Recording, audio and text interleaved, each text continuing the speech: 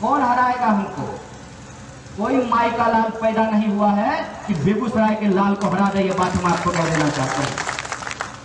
हम उस खेल में है ही नहीं जिस खेल में हार और जीत होता है। हम उस खेल में हैं जिस खेल में हमेशा जीत ही होता है, हार और जीत नहीं होता है। यह बात मैं इसलिए कह रहा हूं कि जो लोग गरीब हैं, जो लोग शोषित हैं, जो लोग कमजोर हैं, उनके पास खोने के लिए कुछ नहीं होता है। वो उस लड़ाई में हमेशा जीतते हैं क्योंकि उनके पास हारने के लिए कुछ नहीं होता है। इसीलिए अगर किसी को लगता है कि हम किसी हार और जीत के खेल में हैं तो वो भ्रम में है। हम किसी हार और जीत के खेल में नहीं हैं, हम न्याय की लड़ाई में हैं, संघर्ष के पथ पे हैं और अपना मुकाम हम जरूर हासिल करेंगे। ये हमको भरोसा है। ये बेगूसराय की मिट्टी है और बेगूसराय का इतिहास उठा करके देख लीजिए। अंग्रेजों को छठी का दूध का याद दिला दिया था बेगूसराय ने। किसी भी जमाने के आंदोलन को आप उठा करके देख लीजिए, बेगूसराय का नाम स्वर्णिम अक्षरों में लिखा जाता है। कोई ऐसा क्षेत्र नहीं है जिसमें बेगूसराय जिले ने अपना नाम नहीं किया है। लेकिन मुझे इस बात की तकलीफ है, मुझे इस बात की तकलीफ है कि राष्ट्र कवि दिनकर की इस धरती को इस देश की सरकार ने राष्ट्र विरोधी और देशद्रोही कहने का अपमान किया है। उस अपमान का बदला हम लोगों को लेना है। यह बात हम आपको कहने आए हैं। लोकसभा चुनाव का क्या होगा इससे हमको खासा मतलब नहीं है। हमको इस बात से मतलब है कि जिसने हमारी मिट्टी को अपमानित किया है उस मिट्टी में हमने अंगद की तरह पांव जमा दिया है। और इस सरकार को कह देना चाहते हैं कि आपने एक कन्हैया पे हाथ डाला था तो हमने आपका दांत खट्टा किया है। यहाँ लाखों कन्हैया हैं, हम आपको नष्ट नाबूद कर देंगे। ये हमारा संकल्प है, ये हम आपको कहने आए हैं। इनको लगता है कि पैसे के जोर से, हेलीकॉप्टर के फड़फड़ाहट से और टीवी के शोर से ये हमारी आवाज को दबा देंगे, तो ये भूल में है। ये भूल में है क्योंकि इनको बेगूसराय का असलियत नहीं मालूम है। किसी भी इंसान को पूछिए जो लोकसभा चुनाव के वक्त आपसे वोट मांगने के लिए आएगा कि शाम हो अकहा कुढ़ा बेगूसराय जिला का हिस्सा है, बेगूसराय जिला का प्रखंड है, बेगूसराय जिला का पंचायत है। सामहो अकहा कुरहा के लोगों को बेगूसराय यदि गाड़ी से जाना हो तो 50 किलोमीटर दूसरे जिला का परिक्रमा करके बेगूसराय पहुंचना होगा। यही विकास है। क्यों नहीं चर्चा होती है इस बात पे? हमारे कुछ मित्र आए हुए थे दिल्ली से, उन्होंने कहा कि आज कहां का प्रोग्राम है? हम बोले अंडमान निकोबार जा रहे हैं। तो बोला अंडमान निकोबार कहां से आ गया बेगूसराय जिला में? हम बोले क्या करोगे दोस्त, विकास की ऐसी गाथा रची गई है जिसके हम लोग भुक्तभोगी हैं कि बेगूसराय जिला में भी एक अंडमान निकोबार द्वीप समूह है। कभी यदि सावन में समंदर देखने का मन करे तो गोवा मत जाना, बेगूसराय चले आना, तुमको समंदर दिखा देंगे यहीं पर। दूर दूर तक जलमग्न, चारों तरफ जल, और उस बीच में पलती है एक सभ्यता, उस बीच में पलता है एक इतिहास, उस बीच में पलते हैं सपने, उस बीच में रहते हैं लोग, उस बीच में रहती हैं मां बहनें, उनका होता है दुख तकलीफ। कौन पूछता है इसका? कौन याद आता है? आज हमारे एक साथी जब हम खाना खाने के लिए गए, उन्होंने अशोक दा के घर, उन्होंने कहा कि देखिए चुनाव से पहले तो सब आता है, चुनाव के बाद कोई नहीं आता है।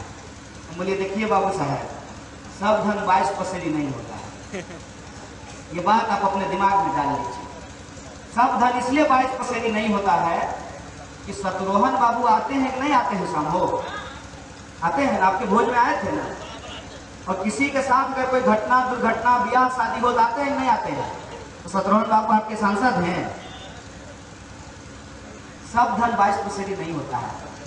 हुआ ये कि भात दाल खाए खाए न लोग मोन उबियाए, ललका झंडा देखत देखत न लोग मोन उबियाए करके कहते बोले आप चाउमीन खेगे, चाउमीन।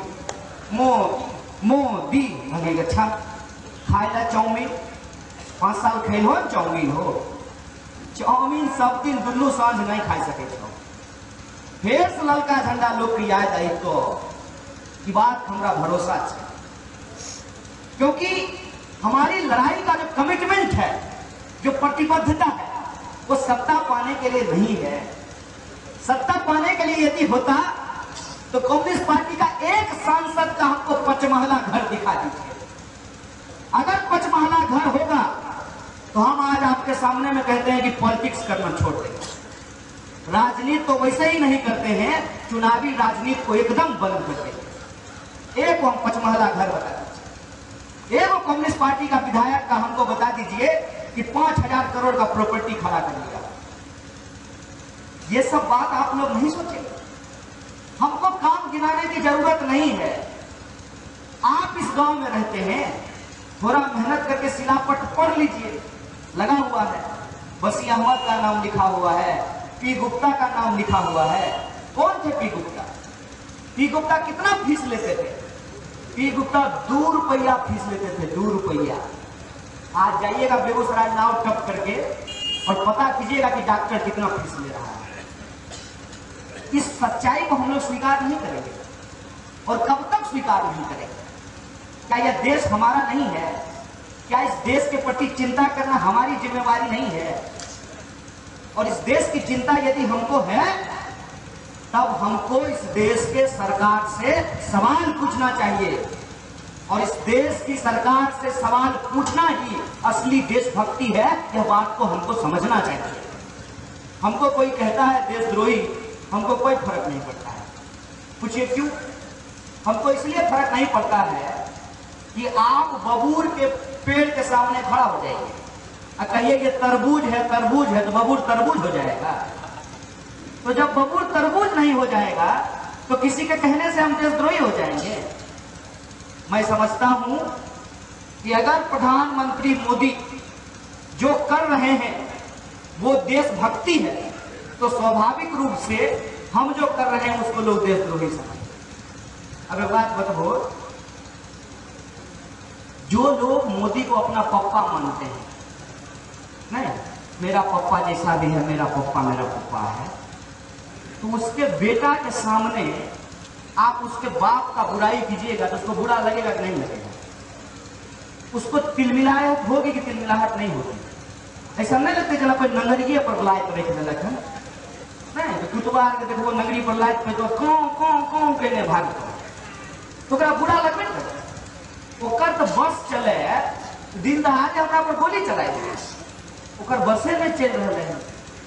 क्या कि गोली अगर खाल सीना तैयार हुए तो गोलियों अपन रास्ता बदल के चल जाए, गोली भी अपना रास्ता बदल लेता है।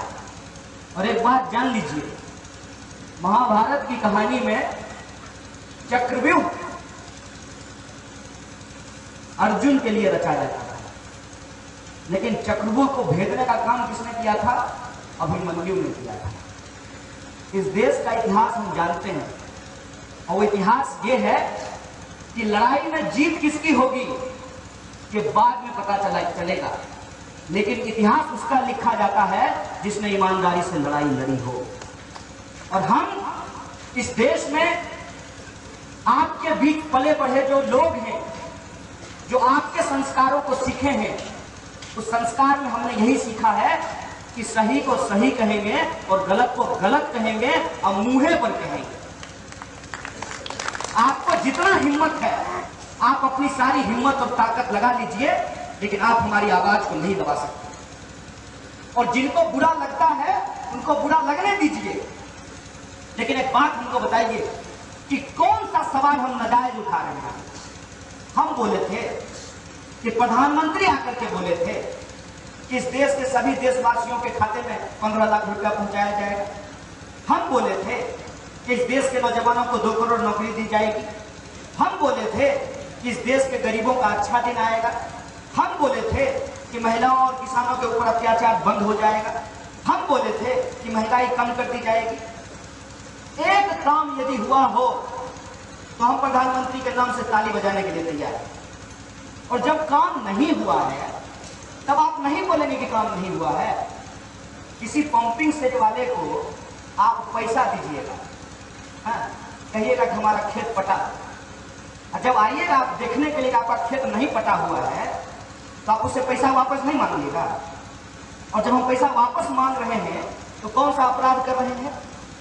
सरकार हम चुनते हैं कि वो हमारा काम करे, और सरकार यदि उस काम को नहीं करे